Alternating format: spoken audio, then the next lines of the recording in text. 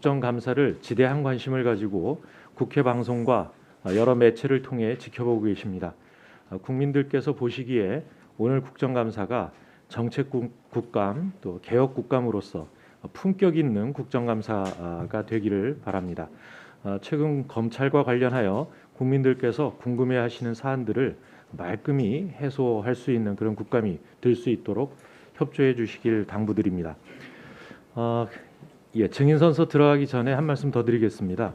오늘은 공수처법이 시행된 7월 15일로부터 정확하게 100일 되는 날입니다.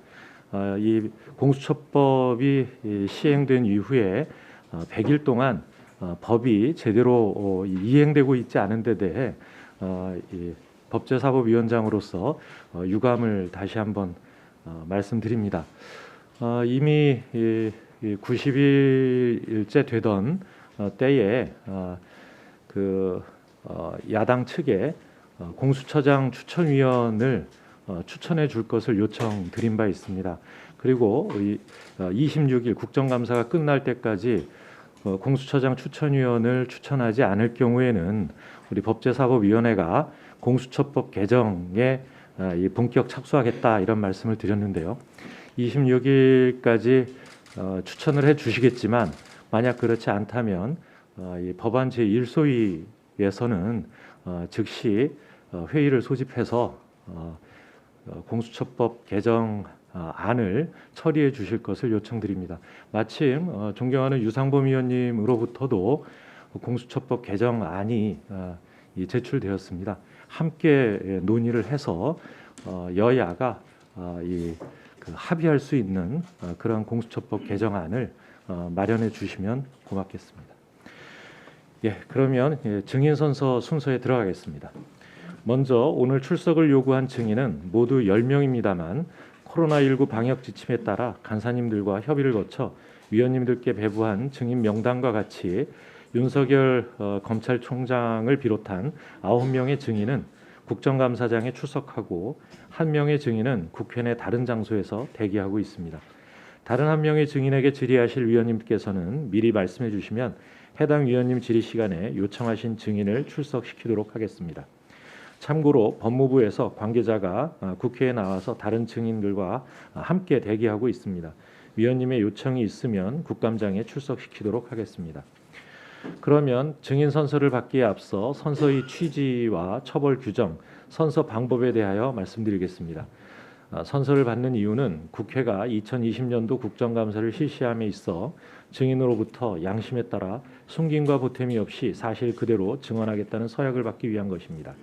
만약 증인이 정당한 이유 없이 선서를 거부하거나 허위의 진술을 한 때 또는 증언을 함에 있어 국회의 권위를 훼손한 때에는 국회에서의 증언 감정 등에 관한 법률의 규정에 따라 고발될 수 있음을 미리 알려드립니다. 선서 방법은 증인을 대표하여 윤석열 검찰총장님께서 발언대로 나오셔서 선서해 주시고 다른 증인들께서는 일어나서 오른손을 들어주시면 되겠습니다. 선서 후에 검찰총장님께서는 선서문을 위원장에게 직접 제출해 주시기 바랍니다. 그러면 선서해 주시기 바랍니다.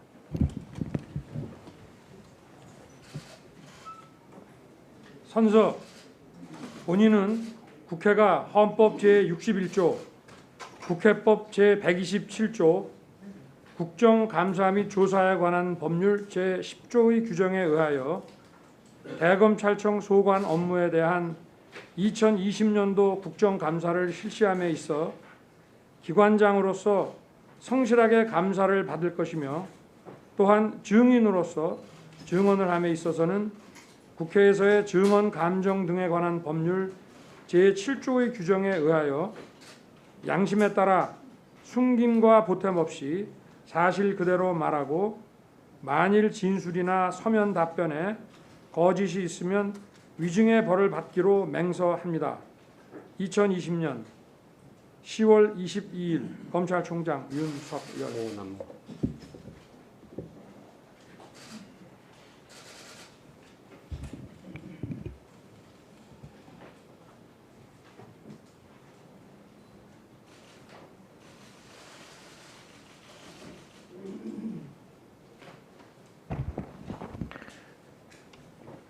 네, 증인들께서는 자리에 앉아 주시기 바랍니다. 참고로 다른 장소에서 대기하고 있는 증인도 선서문을 제출했다는 것을 알려드립니다. 다음은 업무 보고를 받도록 하겠습니다. 윤석열 검찰총장님께서 나오셔서 인사와 함께 간부 소개를 하신 후에 업무 보고를 주요 현안 위주로 간략하게 해주시기 바랍니다. 존경하는 윤호중 법제사법위원회 위원장님, 그리고 위원님들 한자리에 모시고 제 2020년도 국정감사를 받게 되어 뜻깊게 생각합니다. 코로나 사태를 극복하기 위한 의정 활동에 여념이 없으신 가운데에서도 검찰을 애정어린 관심으로 성원해 주셔서 진심으로 감사드립니다. 지난 한 해 동안 검찰은 수사 관행과 문화를 헌법과 국민의 관점에서 되돌아보고 여러 개혁 방안들을 추진해 왔습니다. 아울러 사회 각 분야의 부정부패에 엄정하게 대응하고 범죄로부터 국민을 보호하는 본연의 임무에 충실하고자 노력하였습니다. 그러나 검찰 개혁에 대한 국민의 목소리가 여전히 크다는 사실을 잘 알고 있습니다. 오늘 위원님들께서 말씀해 주시는 사항들을 업무에 적극 반영하여 국민과 함께하는 검찰이 되기 위한 소중한 자양분으로 삼겠습니다. 그러면 현황 보고에 앞서 대검찰청 간부들을 소개해 올리겠습니다. 조남관 차장검사입니다. 이정수 기획조정부장입니다. 신성식 반부패 강력부장입니다. 이종근 형사부장입니다. 이정현 공공수사부장입니다. 고경순 공판송무부장입니다. 이철희 과학수사부장입니다. 한동수 감찰부장입니다. 복두규 사무국장은 회의장 밖에서 대기 중입니다. 이상으로 간부 소개를 마치고 업무 현황을 보고 드리겠습니다. 일반 현황과 업무 처리 현황은 배포해드린 자료로 가름하겠습니다. 33쪽 이하 주요 업무 추진 현황을 중심으로 간략히 보고 드리겠습니다. 35쪽 검찰개혁 추진입니다. 대검은 지난해 10월 7개청 10개 특별수사부를 3개청 4개 반부패 수사부로 축소하였고, 이후 금년 1월과 9월 두 차례에 걸쳐 직접수사부서 및 전담수사부서 27개를 형사공판부로 전환하였습니다.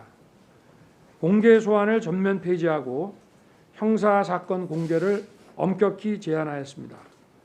심야 조사를 금지하고 피내사자, 피해자, 참고인 조사 시에도 변호인의 참여권을 확대하는 등 변론권을 강화하였습니다. 36쪽입니다. 검찰 공무원의 비위 발생 및 처리 결과를 원칙적으로 법무부에도 보고하고 중요 감찰 사건은 의무적으로 대검 감찰위원회에 회부하도록 하는 등 내외부 감찰 시스템을 강화하였습니다. 그리고 대검 훈령 예규 총 275개 중 비공개로 지정된 79개를 재검토하여 그중 31개를 공개로 전환하였습니다. 37쪽 인권보호 강화입니다. 검찰총장 직속으로 외부위원이 참여하는 검찰인권위원회를 설치하여 검찰 인권 업무 관련 정책 및 제도 개선 등을 심의 자문하게 하였습니다. 작년 11월부터 대검 인권감독 담당관을 점검반장으로 하여 일선청의 인권보호 이행 실태를 점검해 오고 있습니다. 38쪽입니다. 인권감독관이 송치 당일 부속 피의자와 면담하는 제도를 시행하는 등 수사 절차상 인권보호 개선을 위해 노력하였습니다. 검찰 양성평등정책위원회를 설치하고 성희롱 등 고충 상담, 모바일 앱을 도입하는 등 양성평등 문화 정착을 위해서 힘쓰고 있습니다. 39쪽 공공질서 확립입니다. 자유민주적 기본질서 수호를 위해 안보위의 사범을 엄단하였습니다. 또한 21대 국회의원 선거 사범을 공정하고 신속하게 수사하였습니다. 40쪽입니다. 사용자의 불법행위에 엄정 대처하고 불법쟁의도 엄단하여 균형 있게 노동사건을 처리해 왔습니다. 불법 집단 행동에 대해 원칙에 따라 대응하면서 집회 시위의 자유와 공공의 질서가 조화를 이룰 수 있도록 노력하였습니다. 41쪽 부정부패 엄단입니다. 뇌물과 공직비리 등 5대 중대 부패 범죄, 지역 토착비리, 입시비리 등을 엄정히 처리하였고 기수사한 국정농단 등의 사건의 공소유지에 힘쓰고 있습니다. 42쪽입니다. 금융, 공정거래, 조세범죄, 기술유출, 방산비리 등을 특히 엄정 대처하고 범죄 수익 환수에도 만전을 기하고 있습니다. 43쪽 국민의 안전보호입니다. 코로나와 관련하여 악의적인 방역활동 저해 행위는 후속 수사를 원칙으로 하는 등 엄벌하고 정부 합동지원단에 검사와 수사관을 다수 파견하여 적극적으로 행정 지원을 하였습니다. 그리고 SNS를 이용한 성착취 등 디지털 성범죄에 대하여 적극 관여자들을 범죄 집단으로 엄벌하는 등 강력 대응하였습니다. 44쪽입니다. 보이스피싱과 인터넷 도박을 엄벌하고 전국 6개 지검 강력범죄 형사부를 중심으로 검경 합동수사 체계를 구축하여 폭력과 마약 조직 단속을 강화하였습니다. 또한 피해자에 대한 지원 규모를 확대하는 등 범죄 피해자에 대한 보호와 지원을 강화하였습니다. 45쪽 형사사법 구조 변화에 적극 대응하였습니다. 조서 중심의 수사 관행을 탈피하고 조사 방법을 다양화하는 등 공판 중심으로 수사 패러다임을 전환해 가고 있습니다. 형사부의 전문성을 강화하는 한편 첨단 과학 수사 역량을 제고하고 AI 기반 수사 기법 개발에 박차를 가하고 있습니다. 마지막으로 지난해 국정감사에서 시정 및 처리 요구를 받은 사항은 업무에 적극 반영하였습니다. 구체적인 조치 결과는 49쪽 이하의 내용을 참고해 주시기 바랍니다. 이상으로 대검찰청의 업무 현황 보고를 마치겠습니다. 감사합니다. 네, 수고하셨습니다. 그러면 질의답변 순서를 시작하겠습니다. 질의답변은 질의와 답변을 포함해서 7분입니다.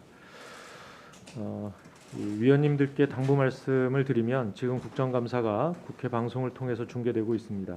위원님들의 발언 시간이 지나서 마이크가 꺼지면 위원님들의 발언이 방송으로 전달되지 않게 됩니다. 오늘 국감을 시청하시는 국민 여러분께서 불편을 느끼지 않도록 질의 시간을 염수해 주시고 마이크가 꺼진 후에는 발언을 마무리해 주시기 바랍니다. 답변하시는 검찰총장님께도 질의 시간 안에 답변을 마칠 수 있도록 해주시고 추가로 답변이 꼭 필요하시다면 위원장에게 발언 기회를 얻어서 답변해 주실 것을 요청드립니다. 그러면 배부된 질의 순서에 따라 먼저 존경하는 유상범 위원님 질의해 주시기 바랍니다. 국민의힘 유상범 의원입니다. 10월 19일 라임 로비 의혹 사건 및 검찰총장 가족과 주변 사건 관련 지휘라는 수사지를 또다시 내려서 대한민국을 떠들썩하게 하더니 어제 추미애 장관이 페이스북에서 야당과 언론은 국민을 기만한 대검을 먼저 저격해야 합니다. 중상모략이라고 검찰총장은 화부터 내기 전에 알았던 몰랐던 지휘관으로서 성찰과 사과를 먼저 말해야 합니다. 이렇게 페이스북에 글을 올려서 대검을 비난했습니다. 검찰총장으로서 받아들일 수 없는 부분인 것 같은데 이에 대한 입장을 좀 말씀을 해주시죠. 일단 지금 막 보고 받은 사항을 말씀드리겠습니다. 박순철 남부지검장이 네, 마이크를 좀 입 가까이 해주십시오. 박순철 남부지검장이 9시 55분에 2+의 글을 게시하고 정치가 검찰을 덮어버렸다라는 2+ 글을 게시하고 방금 전에 사의 표명을 했습니다. 저도 지금 막 방금 보고를 받았고요. 글쎄 뭐 저희들은 이 라임 사건은 총장인 제가 라임 부도 사태가 터지고 그 사건 처리가 미진하기 때문에 인력을 보충해서 지난 2월에 철저하게 수사하라고 제가 지시를 했고요. 그리고 그 후에도 수사 인력을 계속 보강을 해서 지금 현재 제가 파악하기로는 약 50여 명을 기소하고 30여 명을 구속 기소한 것으로 저는 알고 있습니다. 그리고 지금도 계속 수사가 진행 중입니다.